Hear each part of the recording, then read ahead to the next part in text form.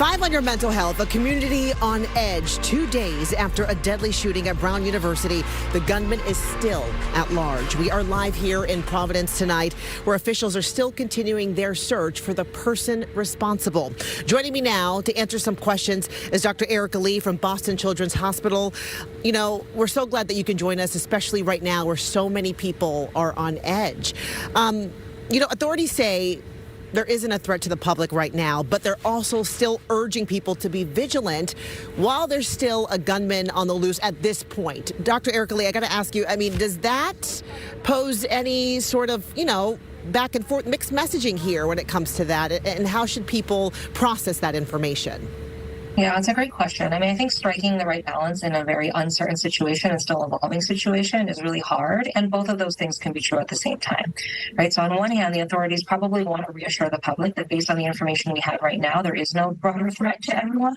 And on the other hand, these situations can evolve. So as we're still gathering information, investigating, we just want everyone to be cautious. And I think you've nailed something really important. Understandably, this does create more anxiety because when something like this, a huge tragedy occurs, people want more certainty that they're safe, that they're going to be safe. It's just really a tremendously scary and upsetting time, especially for those families who've been impacted. It's really terrible.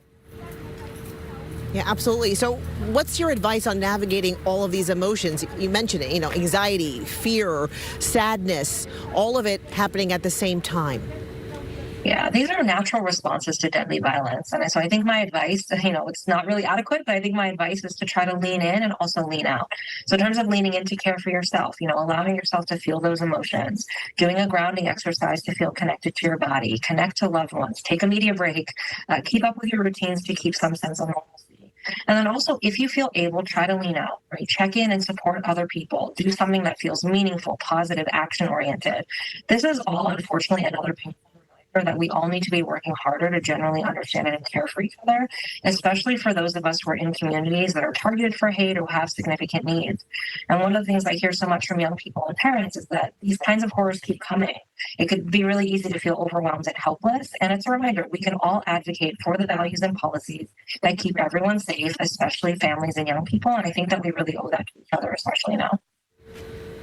Yeah, absolutely. We always appreciate your advice on this, especially during these uncertain times, these, uncomfortable times, and frankly, kind of scary times that are happening right now. So, Dr. Lee, we always appreciate you. Thank you.